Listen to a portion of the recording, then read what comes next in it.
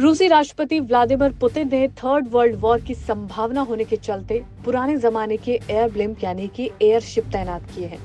ये air blimp NATO और रूस की सीमा के पास तैनात हैं और माना जा रहा है कि यहीं से तीसरे विश्व युद्ध की शुरुआत हो सकती है। इन एयर ब्लिम्प के जरिए रूस के समर्थन का प्रचार किया जा रहा है, जिससे पश्चिमी देशों को डराने की कोशिश की जा रही है।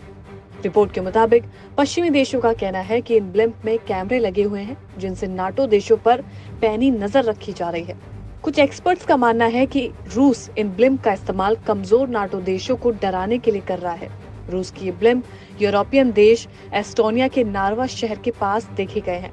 नार्वा के लोग हमेशा इन ब्लिम्प की निगरानी में रहते हैं और इन पर लगे कैमरे उनकी गतिविधियों को रिकॉर्ड कर रहे हैं।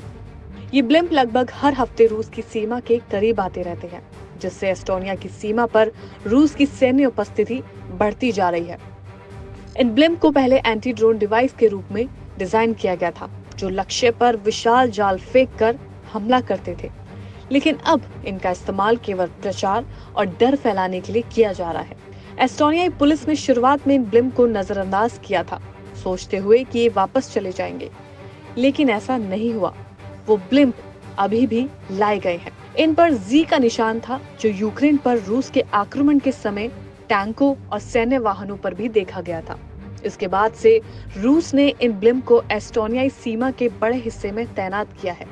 इसका मकसद एस्टोनिया में डर पैदा करना और वहां की गतिविधियों पर नजर रखना माना जा रहा है।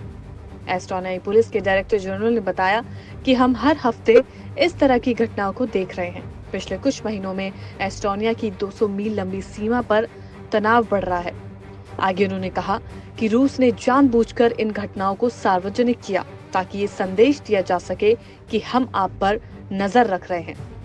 पुलिस का कहना है कि उन्होंने सीमा सुरक्षा की घटनाओं में बढ़ोतरी देखी है, जिसमें पश्चिमी देशों के खिलाफ विरोध प्रदर्शन और ड्रोन के पुर्जों की तस्करी का प्रयास भी शामिल है। इसके अलावा एस्टोनियाई सीमा पर प्रवासियों को अवैध रूप से धकेलने की कोशिश भी की गई। इससे साफ है कि रूस का ये कदम न केवल सीमा सुरक्षा से जुड़ा है, बल्कि एक रणनीतिक प्रचार के रूप में भी इस्तेमाल हो रहा है। इसका उद्देश्य एस्टोनिया और बाकी नाटो देशों को डराना और उनकी गतिविधियों पर कड़ी नजर रखना है। अब ध्यान से इन तस्वीरों को देखिए, कुछ इसी तरह नजर आते हैं ये एयर ब्लिम्प। ये देखने में काफी बड़े हैं, इन पर कैमरे लगाए गए हैं ताकि ये दूसरे देशों पर नजर रख सकें।